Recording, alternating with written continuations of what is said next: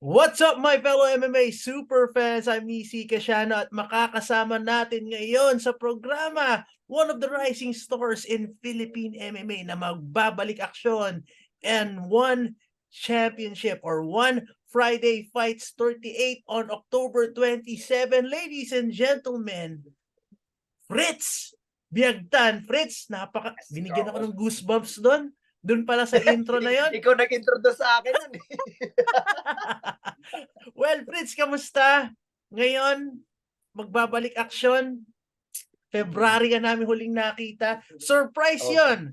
Surprise. Surprise. Gaano kalaking importansya sa career mo na nagkaroon ng one Friday fights or sa Thailand na tawag nila one Lumpini? Kasi hindi lang binigyan ng break yung mga up-and-coming Muay Thai stars, pero pati mga mixed martial artists na katulad mo na nag-iintay o nag-aabang ng isang malaking break para makapasok sa international stage katulad ng One Championship. Ayun, so syempre sobrang saya ko and then sobrang excited and hindi ko ma-explain kung ano yung nararamdaman ko ngayon kasi since before medyo natingga tayo ng few years back nung sa MMA fights ko pa, tagal na nun. So nung simula nung pumasok ulit yung nung nagkaroon ng One Friday fight, sobrang ganda kasi ang daming opportunities na para sa hindi lang sa Muay Thai, kickboxing, but sa MMA din kasi sa sobrang dami, kahit papaano dumadami na rin yung mga MMA artists natin, sa MMA fighters. So ito na talaga yung chance to build up your game, you know, paunti-unti, hindi ka agad na kunyari dito ka galing sa baba, biglang angat ka, 'di ba? So One Friday Fights makes your magkakaroon ka ng magandang experience kasi kahit pa paano big stage na yan, one Lumpini ba naman, di ba? Lumpini Stadium is sobrang karangalan ko talaga. Actually, hindi ko pero may nagsabi na I'm the first Filipino fighter na lumaban sa Lumpini Stadium. So sobrang karangalan talaga yan sa akin. Tapos MMA pa ang nilabanan MMA mo. pa, solid. Well, Fritz, yun nga, balikan natin yung debut mo last February, if I'm not mistaken. Talagang it's a breakout performance at mararamdaman mo rin na sobrang excited ka kasi sobrang excited mo. Minsan, sobrang reckless ka eh. Tapos, syempre, you celebrated it with your signature dance na talaga nakikita natin sa mga ibang laban mo before under different promotions. Nakahinga ka ba ng maluwag? Because it's something na talagang hinahangad mo noon pa lang eh. Is to fight under the bright lights. Kasi nabigyan ka nga ng laban against Tenshin Nasukawa, but it's not in your own element. Tandaan natin, you fought in Rising, pero alam naman natin it's not your bread and butter. Pero ngayon, binigyan ka ng pagkakataon. Nakahinga ka ba ng maluwag na parang ito, na finally I proved myself na I belong here? Ayun, hindi naman sa word na nakahinga na maluwag, pero alam mo yon, yung kasi yung hard work mo during the fight camp, yung hirap, yung pagod, dugo, pawis talaga na alam mo yon, na ilabas mo lahat nung sa laban na yun. And then para sa akin hindi pa siya I'm still not in the big stage pa, masasabi ko kasi hindi pa tayo nakakatapat ng, like for example, my goal talaga within next year, hopefully next year, is makakuha ng contract and makapasok sa top 5. That's my goal before ma-end yung year, next year 2024. That's my goal. So I'm still syempre we as a people, we need pressure to ourselves para you need challenge yourself para ma-build up pa kung anong meron ka, kasi alam ko meron pa akong i-build eh. I mean, I'm still 28 ka pa lang. I'm still learning kasi ang dami ko pang sobrang kailangan kong matutunan sa MMA. Hindi lang sa striking, may wrestling, may BJJ, may iba pa. Sobrang hindi pa masabi ko, hindi pa ako tapos. We're still starting. You barely scratch the surface in terms of your potential. Well, totoo. I agree. And napag-usapan natin off the air that you were supposed to return to action as early as May after your emphatic debut last February. May disappointment ba? Because ang feel mo nga, nabanggit mo nga kanina na parang marami na up and coming, maraming bata, maraming mas talented, mas athletic. Ngayon ba nasa point ka, sabihin natin, sa atin 28, bata pa yan, linawin natin yan ha.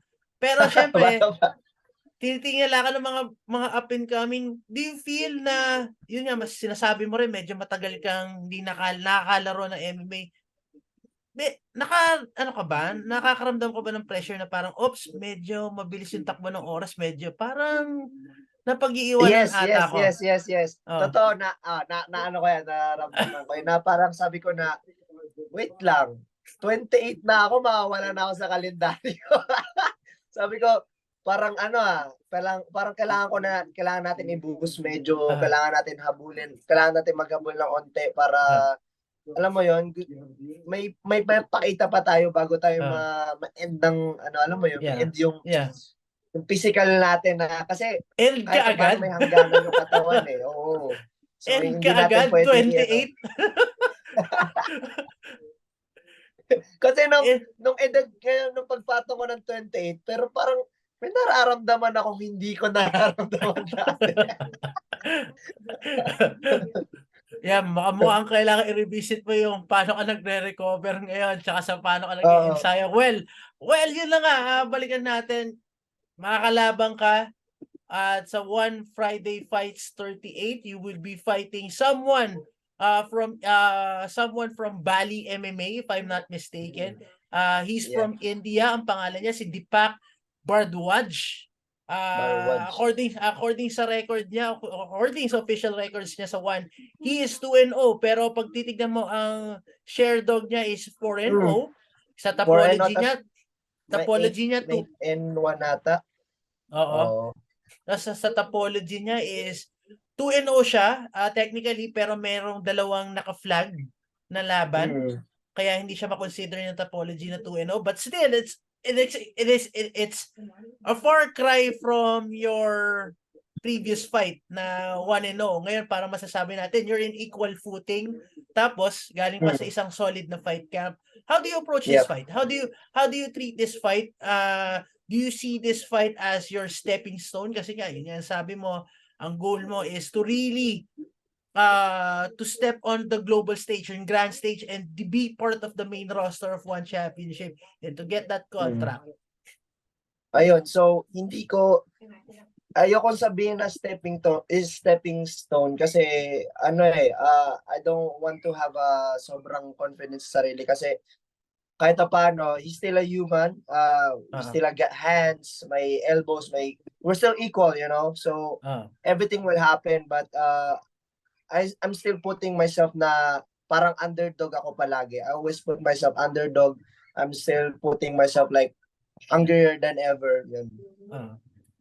Fritz, ano yung mga masasabi mong good sides dun sa debut mo na gusto mo i-sustain for this fight? And ano yung mga nakita mong loopholes or sabihin natin lapses na kailangan mo siya mapunan para hindi mo na siya ma-commit in this upcoming fight? Kasi sinasabi mo na parang every fight sa One Lumpini is crucial eh. Kasi you really want to make an impact. You really want to draw attention na parang I deserve to level up. Mga klase yung ganong aspeto. Ayun. So, parang gusto ko kasing i-maintain na ako parang I don't know, when I watch my last fight, sabi ko, ako ba to? Sabi ko, pero iba talaga eh. Every time I step in the ring, I want people, kasi big stage yan eh. Everyone will see. Para siyang para ka nasa gitna ng ba yung tawag doon sa may Rome, yung stadium, parang arena, Coliseum. Coliseum. Ayun, yung Coliseum. So ini-imagine ko na nandun ako back then. Then ang daming tao na nanonood. So I want people to remember my name every time I step in the ring or step in the cage. So kailangan mo talaga entertain yung laban, magpakitang gilas ka. Ayoko kasi yung papasok ako doon and bang, and I win. Ayoko yung bang, nanalo na ako. Gusto ko yung pang, tapos alam mo yon, may something, Yeah. may spark sa loob ng ring na, uy, si Fritz Biagtan, uy, si Fritz Biagtan to. Gusto ko yung ano ng tao na actually I want to have my tawag doon. Gusto ko tawagin ako one day na uy, pagtanda ko kunwari, uy, Sir Biagtan, legend yan. Gusto ko marinig yung ganong bagay like Manny Pacquiao, sino pa ba? So many fighters na Filipino fighters na may mga goal ako na mga ano, alam mo yon. one day.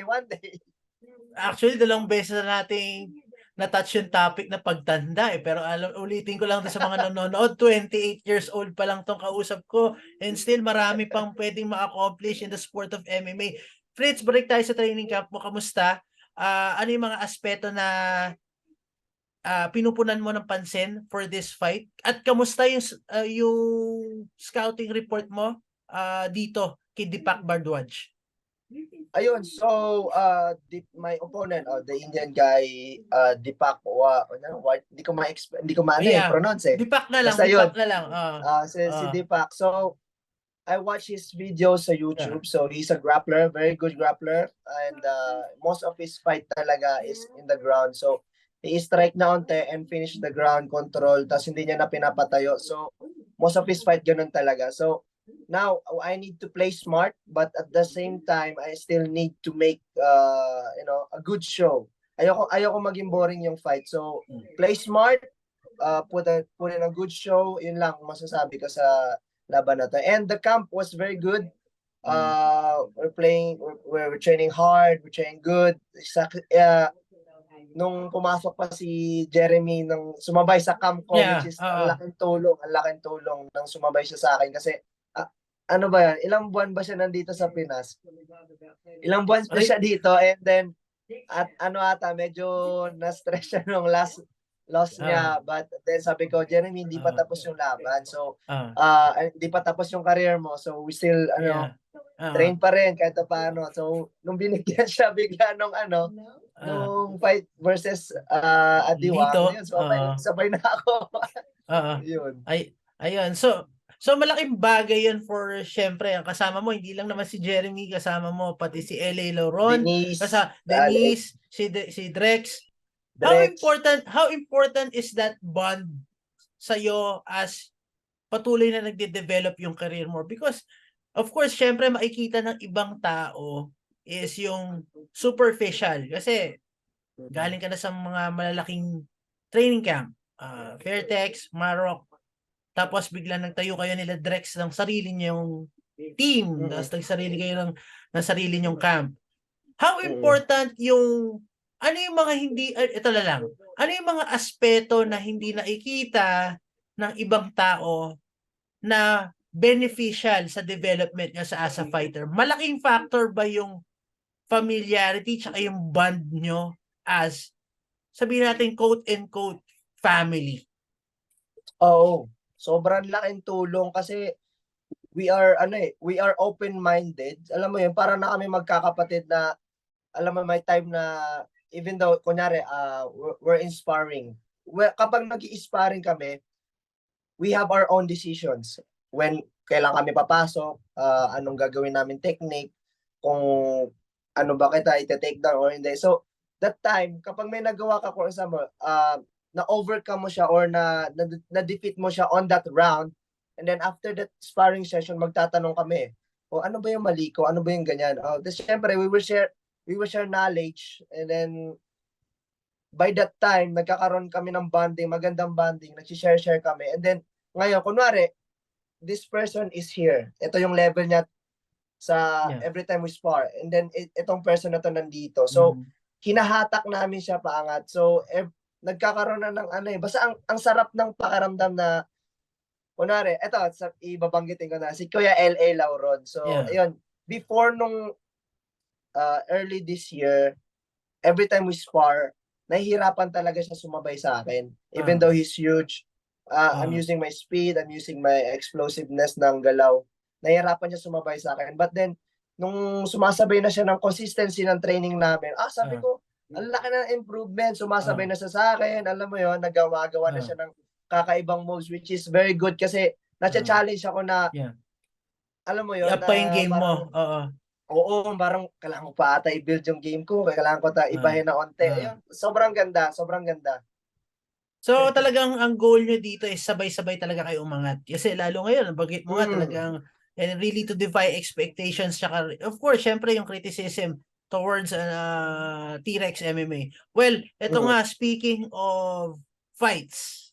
Ito ang a few days ago, merong bumali, May merong chismis. prop merong di ko masabi siyang chismis. It's a proposition coming from Team Lakay head coach Mark Sangyao because may history si Coach Mark doon sa ama lang, doon sa Tama. tatay, doon sa daddy, sa papa ni Fritz Biagtan na si Master Ray Biagtan na naglaban sila under the URCC banner. And marami akong kwento about that fight, including kay Master Ray na parang nabigla siya. Ano ba yung grappling? Parang yun yung parang rude awakening niya. But hindi naman sa gusto nila magkaroon ng legend versus legend fight, pero ang parang pinagtatapat ay si Fritz Yung rules. Biagtan against another Janlo. up-and-comer na si Janlo Sangyao of Team Lakay.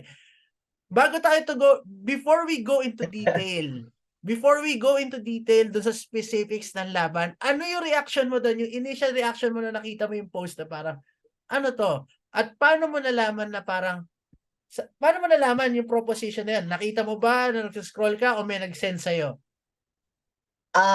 Si Jeremy that day. Nakita ni Jeremy tapos shinare niya sa page and then sinare niya sa messenger ko. So sabi ko, "Wala. Oo nga no." Sabi ko, "Ang lupit na ito." Sabi ko, actually nung nakita ko siya first, hindi. Nung sa daddy ko pa. The night no, a few days back, last week ata 'yon. Tapos nag-post siya ng gano'n. Hindi ko akalain na mapapansin pala ni Coach Mark.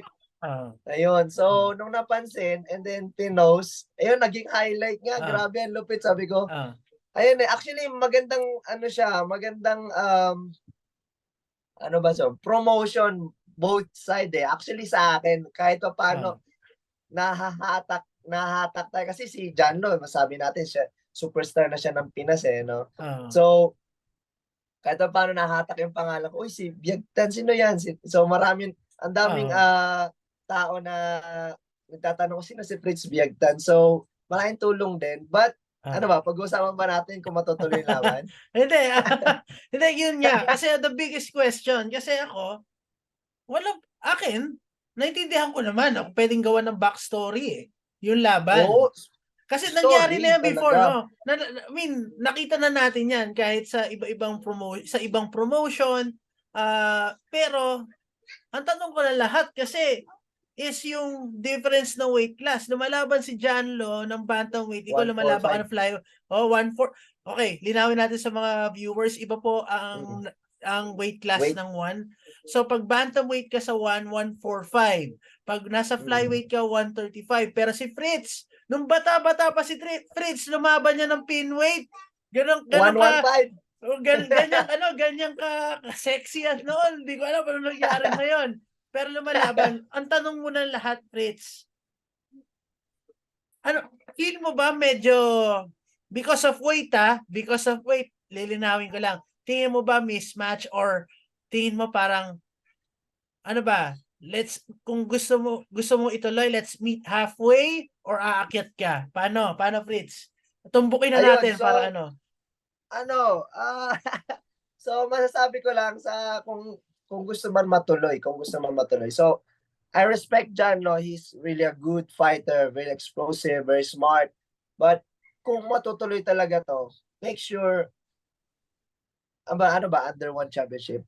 Under one championship. Hindi pwede Okay, pareho kayo nakakontrata ng one eh.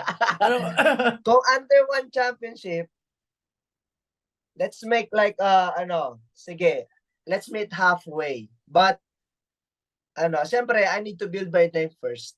Ayan, I need to build my name first. Yung contract, siyempre, let's make have a good money. Kasi kung lalabanan natin to and then we both, yung isa Dejado, isa Llamado, oy, wag na lang. Dapat we both, alam mo, agree sa contract, lalo na sa fight first. Yun. Oo. So, hindi na tayo na hindi na tayo, uy, magaling yan. Kailangan natin, syempre, we Oo. fighter, diyan tayo kumukuha ng Ah, ng income. So, oo. kapag maganda income, why not? Fritz, ito, may dalawang perception to. Okay. Napag-usapan na rin namin to ng ilang kaibigan ko in the industry. Nasabi ko dalawang perception to kung ako mag-iisip. This is actually a good way for Fritz Biagtan to enter the main roster. Kung matutuloy kung matutuloy. But ang sinasabi ng isang part ng perception, it's ito to be honest, sinasabi nila, it's not a fight na magbe-benefit si Janlo, lalo si Janlo ay paakyat na sa 1. So yun ba, tutumbukin ko lang sinabi mo, mas okay sana na parang naka-build ka na ng career mo sa 1 before you both guys fight inside the circle or inside the ring. Exactly. That's what I want to say too. Kailangan ma-build mo na yung pangalan ko para syempre kapag na-build na yung pangalan mo, so people will demand na uy, let's have Biagtan versus Sangyao. So parang McGregor Mayweather style pero Pilipinas. Parang ganoon, parang so i-build up hanggang sa makabuo ng magandang fight first. Why not? So pwede tong sa ngayon para sa Fritz, wag muna. It's something na let's make our name big first kasi hindi pa lahat ng Pinoy kilala ako, hindi pa lahat ng Pinoy kilala si Janlo. So let's make our name big first. So why not? So syempre kapag may big name ka, nakilala ka ng mga tao, they're gonna have demand. And then kapag gustong-gusto na, let's go. Tsaka bata pa si Jano, dami pa ng time, sobra. Kala ko fighter lang to, pwede palang promoter to si Fritz Biagtan. Anyway, Fritz, baka meron kang gustong pasalamatan before we let you go. Ayun, so I would like to thank all my sponsors, syempre, lahat ng sponsors. And then, Sir Nisis for inviting me for this Zoom meeting. To all my sponsors, Startup, Hobby Stadium, Therex MMA, KSYN Fitness, at iba pa. So, hindi ko na masabi iba, pero thank you so much, guys. Sa mga family ko, Zamboanga family, Biagtan family, Karnahe family sa probinsya. And to all my friends and loved ones. Hi, guys. Well, Fritz, we wish you nothing but the best. And of course, syempre, gusto namin makakita ka finally on the main roster of One Championship. Anyway, Yes, wish you sir. nothing but the best. Yes, sir. Anyway, that's it for all of us here on the MMA Superfan. Don't forget to like, share, and subscribe, and also hit the notification bell to stay up to date with all the latest content from the MMA Superfan. Again, I'm Nisi Casiano with Kid Tornado, Fritz Biagtan. Till next time. Yes.